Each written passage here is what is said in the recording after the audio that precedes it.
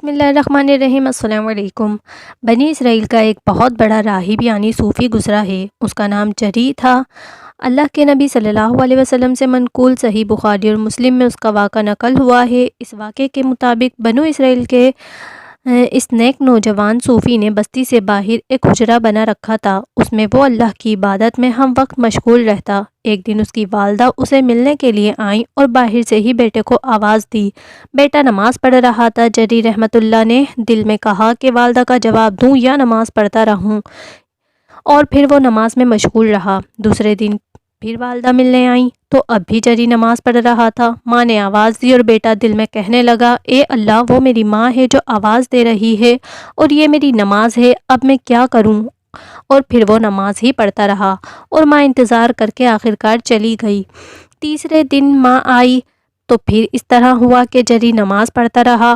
اس پر ماں کو غصہ آیا اور وہ بددعا دینے لگی۔ اس نے کہا، اے اللہ، اس صوفی کو اس وقت تک موت نہ آئے جب تک یہ بدکار عورت کا چہرہ نہ دیکھ لے۔ ماں کی دعا اللہ کے دربار میں قبول ہو گئی، اس لیے کہ وہ تو ماں کی ممتا تھی۔ وہ اپنے بیٹے کو دیکھنے، ملاقات کرنے اور باتیں کرنے کے لیے آئی تھی تاکہ بیٹے کو دیکھ کر اس کا سینہ ٹھنڈا ہو، لیکن بیٹا جو نفلی نماز میں منہمک تھا وہ نماز ہی پڑھتا رہا، اسے لمبا کرتا رہا، مگر ماں کو اس کا حق نہ دے سکا، لہٰذا ماں کے منہ سے بددعا نکل گئی۔ اب ہوا یہ کہ بنو اسرائیل کے جن کے اندر حضرت جری رحمۃ اللہ کی عبادت، ریاضت اور ذکر الہی کی شہرت تھی، اور ان کے اندر جری رحمۃ اللہ کا ذکر و تذکرہ چلتا رہتا تھا، انہی کے ایک گروہ میں ایک بدکار عورت آئی جو بڑی حسین تھی اور اس کا حسن بھی معروف و مشہور تھا۔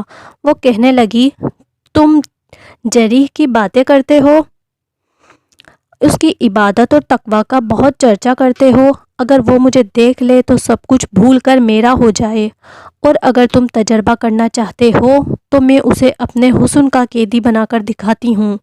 اور یوں بھی مذکور ہے کہ بعض لوگوں نے باقاعدہ اس کا پروگرام بنایا اور وہ حسینہ اس پروگرام کے مطابق جری رحمۃ اللہ کے پاس گئی اور اس کے سامنے جا کر اسے ہر ناز و نخرہ دکھلانے لگی، اپنے حسن کی کمندیں اس پر ڈالنے لگی، بدکاری کی طرف جری رحمۃ اللہ کو راغب کرنے لگی، مگر جری نے انکار کر دیا اور اس کے فتنے سے محفوظ رہے۔ قارئین کرام، حضرت جری رحمۃ اللہ علیہ فتنے سے تو بچ گئے، مگر ماں کی بددعا قبول ہو گئی کہ ایک بدکار کا چہرہ حضرت جری رحمۃ اللہ کو دیکھنا پڑ گیا۔ جی ہاں، اس پر بس نہیں بلکہ جناب جری رحمۃ اللہ علیہ کو ابھی تو ایک بار اور اس حسینہ عالم کے حسن میں بد کردار چہرے کو دیکھنا ہے اور اس کی نحوست کے منحوس لمحات کا بھی نظارہ کرنا ہے۔ اس بدکارہ نے جری رحمۃ اللہ علیہ کی بے رغبتی کو اپنی انا کا مسئلہ بنا لیا، اپنی توہین گردانہ اپنے حسن کو بے عزت ہوتا ہوا محسوس کیا، لہٰذا جھوٹی اور شیطانی عزت کے چکر میں اب اس نے ایک اور کھیل کھیلنے کا فیصلہ کیا۔ بکریوں کا ایک چرواہا جو جری رحمۃ اللہ علیہ کے پاس آیا کرتا تھا، یہ عورت اس چرواہے کے پاس چلی گئی۔ وہ بکریاں چرا رہا تھا، جنگل میں اکیلا تھا، اور وہاں یہ حسینہ عالم اس کے پاس جا پہنچی، اس کو پھنسا لیا، بدکاری پر اسے راضی کر لیا۔ دنوں پہ دن، ہفتوں پہ ہفتے اور مہینوں پہ مہینے گزر گئے۔ آخر اس کنواری بدکارہ کے ہاں لڑکا پیدا ہوا۔ اس کی قوم نے پوچھا، یہ کہاں سے اور کیسے آ گیا ہے؟ تو اس نے جری رحمۃ اللہ کا نام لے دیا۔ اب اس کی قوم کے لوگ آگے بڑھے، ان کا گروہ جری کی کٹیا کی طرف چلنے لگا۔ وہ حجرہ نما کٹیا ذرا بلند جگہ تھی، لوگوں نے اس پر دھاوا بول دیا، کٹیا کو ڈھا دیا اور جری رحمۃ اللہ کو مارتے پیٹتے نیچے لے آئے۔ جتنے منہ اتنی باتیں، دیکھو یہ ہے صوفی اور اس کے کام دیکھو۔ آخر ان کا غصہ کچھ ٹھنڈا ہوا تو جری رحمۃ اللہ نے پوچھا، مجھے یہ بتاؤ کہ میرا جرم کیا ہے جس کی وجہ سے تم لوگوں نے میری کٹیا ڈھا دی اور مار مار کر برا حال کر دیا؟ انہوں نے کہا، فلاں حسینہ سے بدکاری نہیں کی، اس کے ہاں تو تیرا بچہ بھی ہے۔ جری رحمۃ اللہ نے کہا، مجھے اس کے پاس لے چلو۔ وہاں پہنچنے تو جری رحمۃ اللہ نے کہا، مجھے تھوڑی سی مہلت دو، میں نماز پڑھ لوں۔ انہوں نے مہلت دے دی۔ اب سارے لوگ دیکھ رہے ہیں۔ جری رحمۃ اللہ نے وضو کیا، پھر نماز پڑھی اور اس کے بعد پلیٹ کر بچے کی طرف دیکھا۔ لامحالہ بچہ ماں کی گود میں تھا، اور پھر جریر رحمۃ اللہ کو بدکار عورت کا چہرہ دیکھنا پڑا۔ وہ پاس آئے، بچے کے پیٹ پر کچوکا لگایا اور بچے کو مخاطب کر کے کہا، تیرا باپ کون ہے؟ بچہ بول پڑا اور کہنے لگا، فلاں چرواہا میرا باپ ہے۔ بس بچے کا بولنا تھا کہ لوگ جریر رحمۃ اللہ پر محبت و عقیدت سے ٹوٹ پڑے۔ کوئی اسے چوم رہا تھا اور کوئی اپنا ہاتھ اس کے جسم سے لگا رہا تھا۔